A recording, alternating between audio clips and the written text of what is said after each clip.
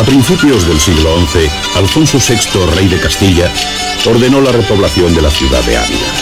Era la antigua Ovila de los Betones, los primeros abulenses conocidos, pero fue tras la repoblación del siglo XI cuando Ávila se embelleció con sus mejores monumentos.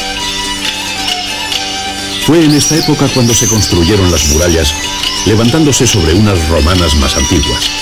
Las obras comenzaron en el año 1090, pero la mayor parte de las mismas se construyeron en el siglo XII. El resultado es el más completo y antiguo recinto medieval amurallado que se conserva en España.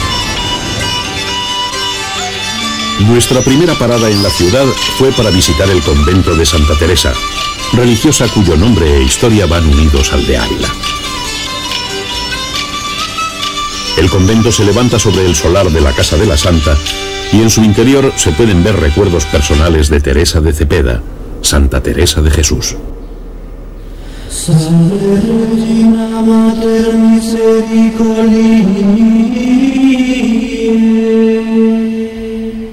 En la capilla, instalada en el lugar en que naciera Teresa, tallas de Gregorio Hernández representan a la Santa, a su amigo San Juan de la Cruz y al Cristo de la Columna, haciendo que la visita histórica se combine con el disfrute del arte.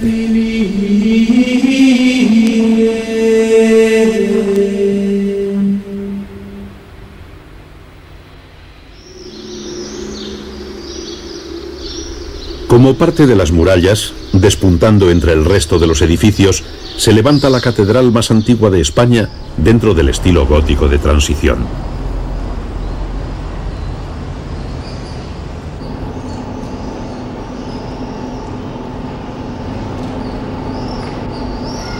Su principal singularidad es precisamente esta combinación entre templo sagrado dedicado a la figura del Salvador y estructura defensiva, cuya girola, el llamado cimorro, es la torre más potente de las 82 que refuerzan las murallas.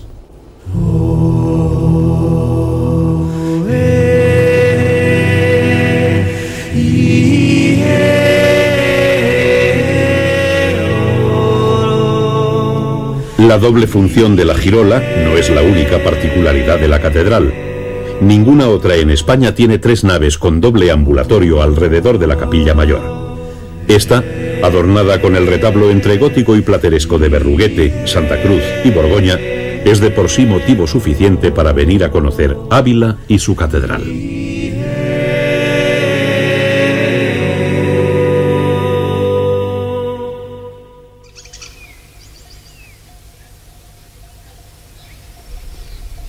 Al norte de las murallas, en un palacio del siglo XV situado en el centro de la ciudad, está el parador de turismo Raimundo de Borgoña. El edificio fue morada del regidor de la ciudad, mansión de los Sarmientos, casa cuartel de la Benemérita, residencia de verano del marqués de Benavides y centro de operaciones de los generales Mola y Varela durante la Guerra Civil. Para nosotros fue únicamente una acogedora residencia durante nuestra estancia en Ávila.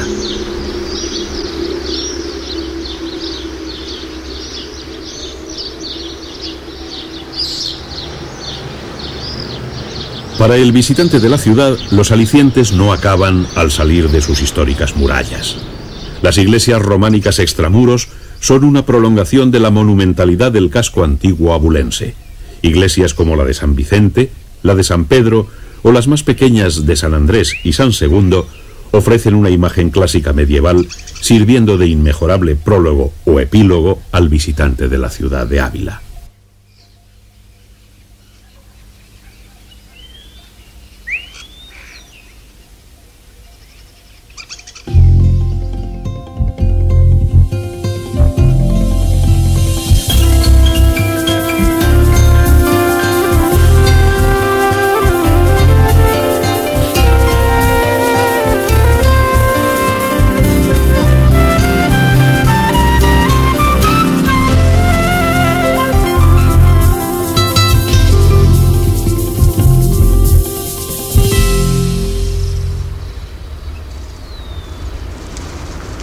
A escasos 67 kilómetros de Ávila, la ciudad de Segovia compite con esta en esplendor y belleza.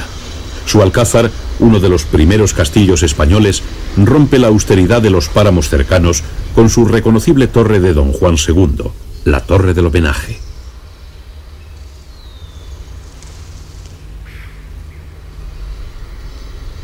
La catedral es la segunda construcción simbólica de esta ciudad universal. Fue construida en sustitución de una primera, destruida a principios del siglo XVI, y contiene, entre otros tesoros, el Sinodal de Aguilafuente, el primer libro impreso en España. Junto al alcázar y la catedral, el acueducto romano de Segovia es todo un símbolo de la población, y probablemente el más hermoso.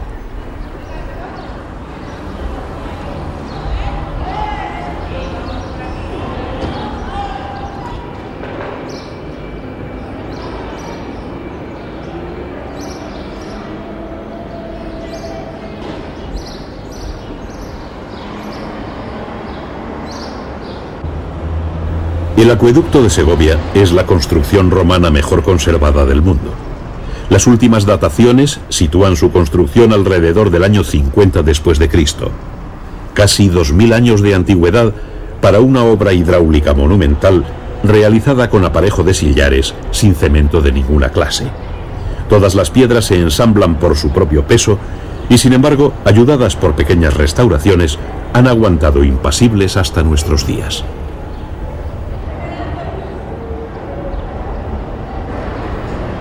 Al amparo del acueducto se encuentra una meta de todo amante de la gastronomía, donde el hijo de su fundador nos iba a deleitar con el arte de la cocina y el buen comer, el mesón de Cándido.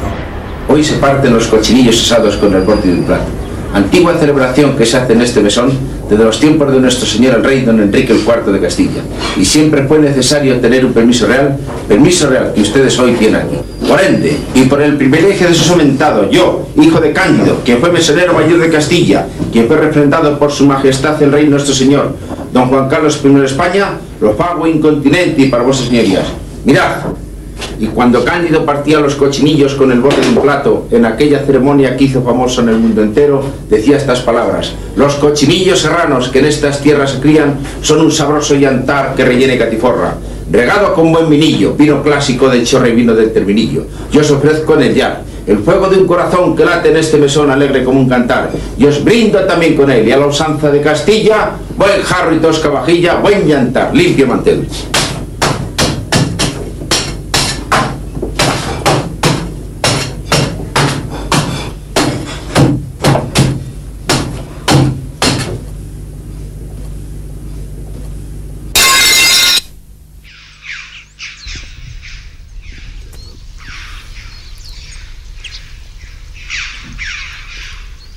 Muy cerca de la ciudad de Segovia, al oeste de Sepúlveda, el río Duratón excava el terreno calizo formando un cañón serpenteante.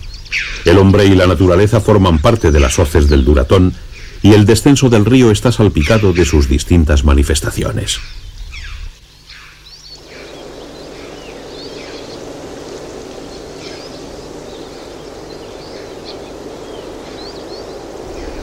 Los buitres leonados son una constante en el cielo y los cortados de las hoces del Duratón.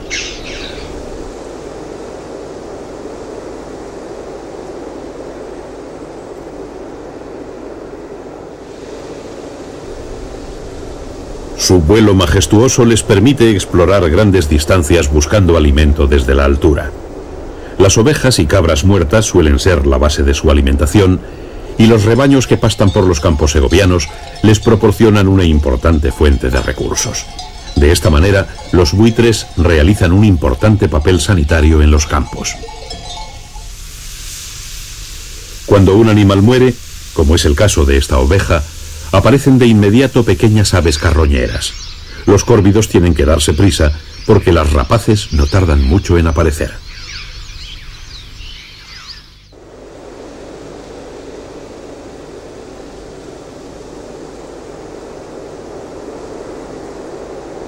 Los alimoches, pequeños buitres blancos que resultan inconfundibles, también viven y anidan en los cortados del Duratón. Tienen una vista penetrante y la aprovechan para intentar llegar a los cadáveres antes que sus primos leonados, más fuertes y agresivos.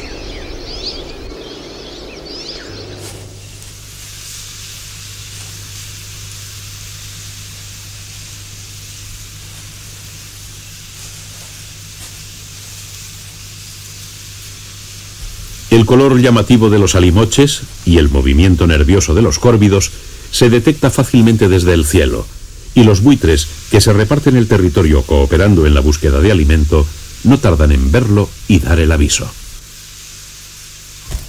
Durante el festín, los buitres organizan una auténtica algarabía. El turno para la comida lo marca el hambre de los comensales, de modo que el más hambriento muestra mayor agresividad y se impone a sus congéneres.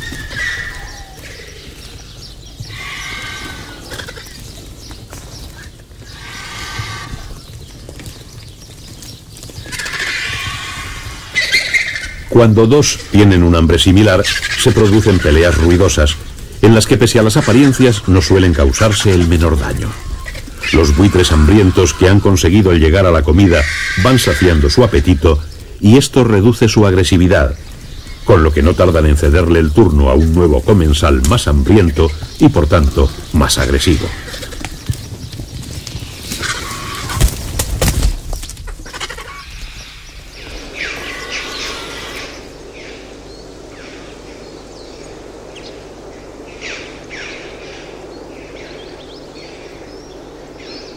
En las hoces del Duratón crían cerca de 200 parejas de buitres leonados. Aunque aquí, como en otros puntos de España, es fácil observarlos, en gran parte de Europa se encuentran extinguidos. De hecho, es en España donde tenemos el mayor número de buitres de toda Europa.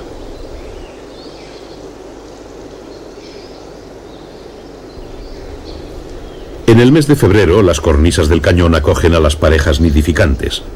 Cada pareja pone un huevo que es incubado por los dos padres hasta su eclosión unos 60 días después. Durante el crecimiento, hasta que el pollo emprende el vuelo con cerca de 4 meses, los padres se relevarán en su alimentación.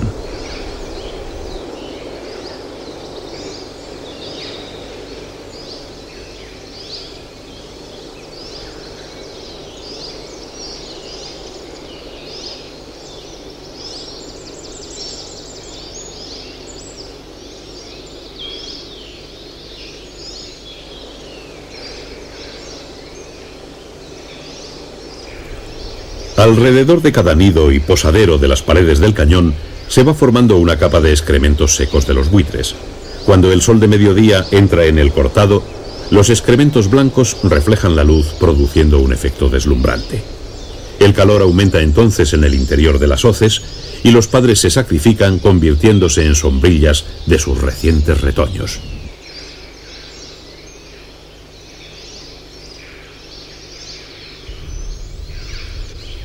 Las hoces del Duratón esconden un sinfín de rincones llenos de sorpresas, pero su accesibilidad es limitada por la propia tipología del terreno. Por ello, la mejor forma de visitarlos es dejándose guiar por las aguas del río, y esa era precisamente la forma en que íbamos a recorrerlas.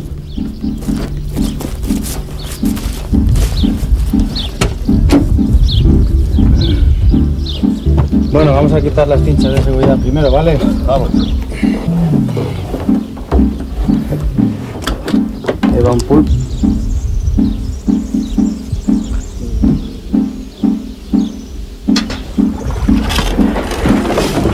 Vamos, Alfonso.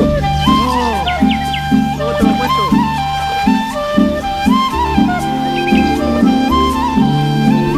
La navegación silenciosa en una piragua permite disfrutar del entorno sin perturbarlo.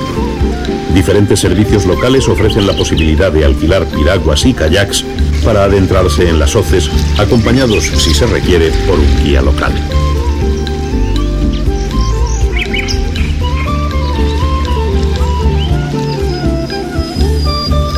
El fondo del cañón está ocupado por un bosque de galería que acompaña al río en su descenso. Alisos, sauces y olmos refrescan el interior, creando un clima reconfortante para los deportistas que a golpe tranquilo de los remos van descubriendo la historia y la naturaleza de este parque natural. Escondidas entre las piedras calizas se pueden encontrar pinturas rupestres, tumbas neolíticas, ruinas de antiguos conventos y una ermita románica fundada en tiempos de Alfonso VI. Esta es la ermita de San Frutos Pajarero, patrón de Segovia, cuyos restos descansan en la catedral de la ciudad. En el interior del edificio, construido por los monjes de Silos, el visitante encuentra para su curiosidad una lápida que narra un hecho insólito. Aquí yace sepultada una dama por su marido despeñada, y no murió, y dio a esta casa y sus monjes sus bienes.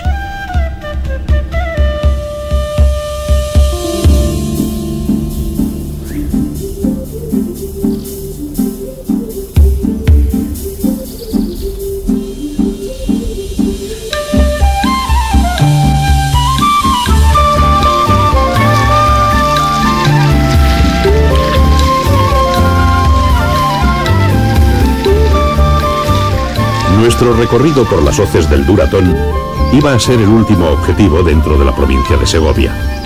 En contraste con el cañón calizo y la meseta superior en la que se abre, nuestro siguiente destino estaba al otro lado de la sierra que comparte Segovia con la provincia de Madrid, la Sierra de Guadarrama.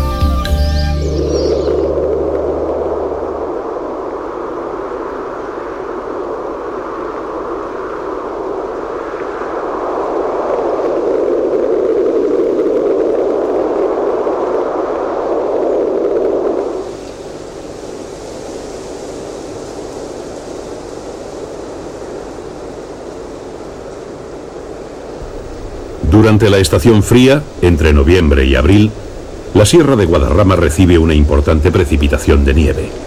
El manto suave y blanco que embellece los bosques de pino silvestre es la reserva de agua que permitirá la vida en los valles inferiores y las poblaciones que lo habitan, convirtiéndose así en un bien inestimable.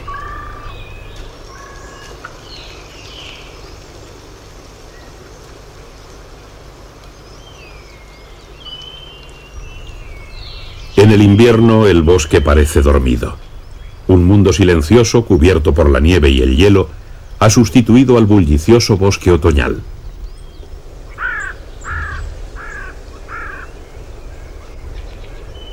Con la llegada de los primeros calores de la primavera se produce un fenómeno de resurrección. El deshielo marca el renacer de la vida, la renovación del ciclo biológico anual.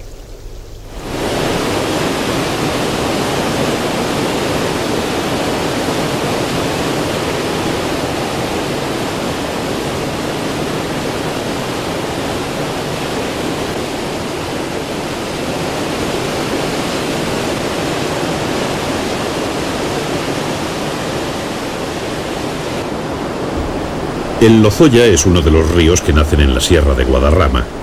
Desciende hacia el valle que lleva su nombre saltando entre bosques cambiantes que mueren adehesándose. Es aquí donde el visitante atento a la naturaleza puede descubrir entre las numerosas especies autóctonas a un simpático invasor norteamericano.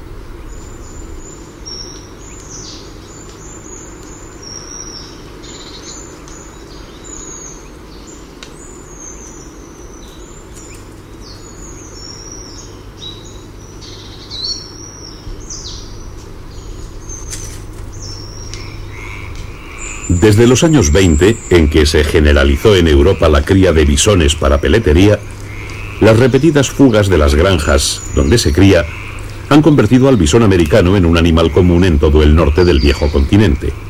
En España sucedió algo similar en Galicia, Cataluña y aquí en la zona centro. Los primeros ejemplares se escaparon de una granja de El Espinar, en Segovia, a finales de los años 50. Hoy, medio siglo después, hay una población creciente de bisones americanos en Segovia, Ávila y Madrid que demuestra la adaptabilidad prodigiosa de este pequeño mustélido.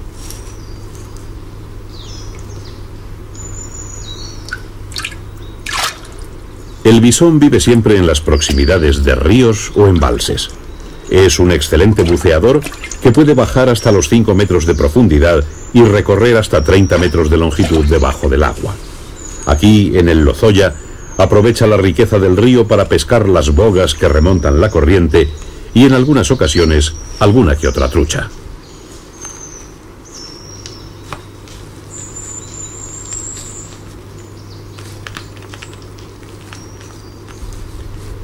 El bisón americano se expande poco a poco por las cabeceras de los ríos del sistema central, sustentándose con los peces que los pueblan.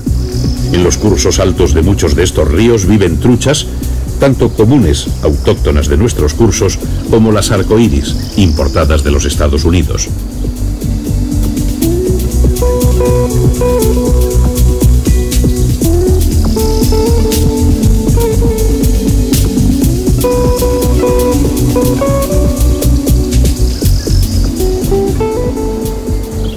En pos de estas truchas, en nuestro camino hacia Madrid capital, llegamos entre las preciosas formaciones graníticas de la Pedriza de Manzanares hasta El Molino, una granja escuela centrada en la ecología de los ríos y el arte de la pesca a mosca.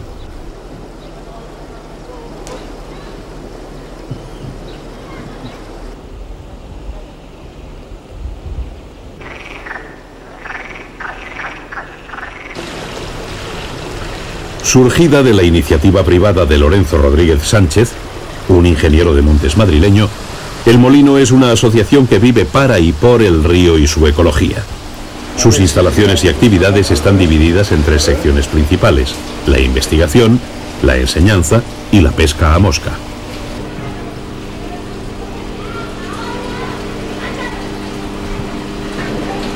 Lorenzo y su equipo investigan nuevas técnicas de acuicultura que sirvan para garantizar las poblaciones autóctonas de los ríos españoles.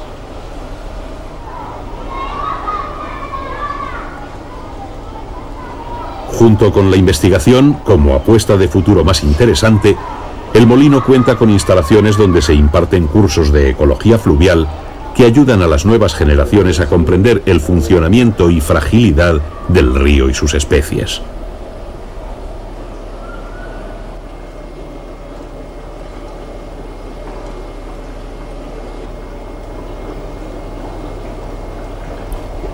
En diferentes aulas y laboratorios, los estudiantes que llegan al Molino aprenden de una forma amena y divertida cómo es y cómo funciona la vida en el río.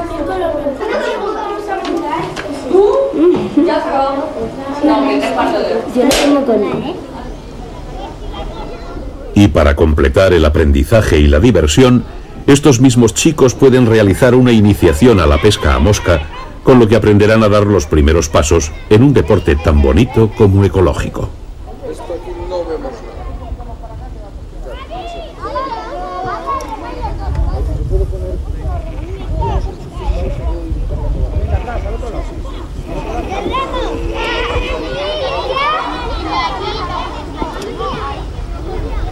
Un grupo de monitores ayuda a los nuevos pescadores en sus primeros pasos.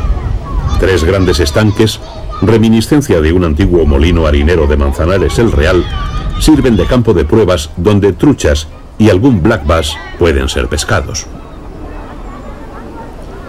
Es la primera etapa hacia uno de los deportes más hermosos y artísticos que se puedan practicar, la pesca a mosca.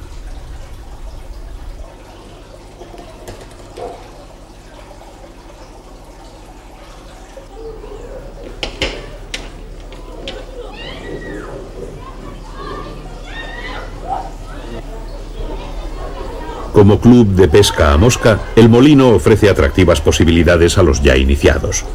Una de ellas es el aprendizaje y perfeccionamiento en el montaje de las moscas artificiales que se utilizan en este deporte como señuelo para las truchas.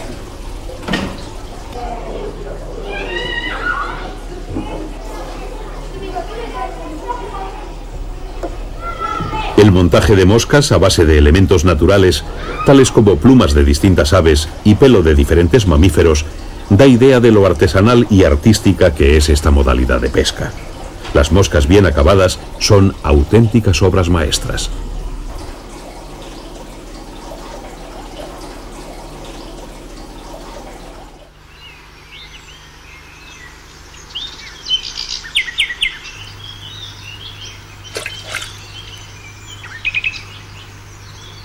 Para cerrar el ciclo, los socios del molino pueden probar la efectividad de las moscas que acaban de hacer, tentando las muchas truchas de los 3 estanques del viejo molino harinero.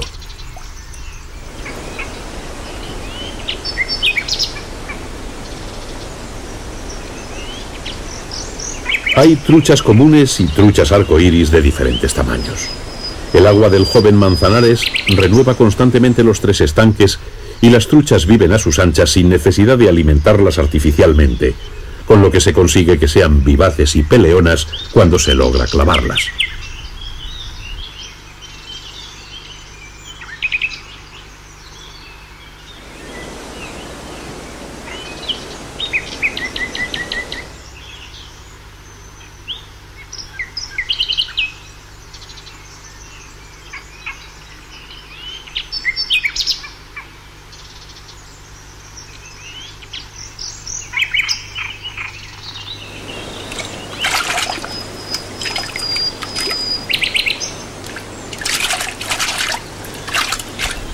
Cuando se consigue pescar alguna trucha, es de vuelta de inmediato al agua.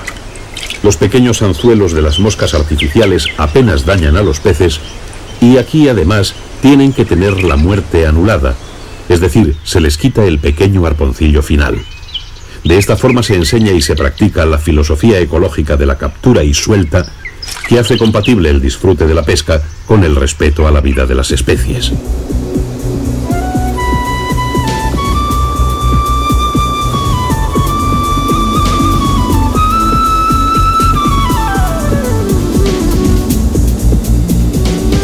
Siguiendo nuestra ruta hacia la ciudad de Madrid, el paisaje va cambiando paulatinamente. De los granitos de Manzanares pasamos a los encinares densos de la zona norte, que van dejando paso poco a poco al urbanismo y las edificaciones. Por fin, el paisaje acaba siendo absolutamente artificial. El hormigón y el asfalto se adueñan del horizonte y solo pequeños parques surgen como oasis en el universo urbano.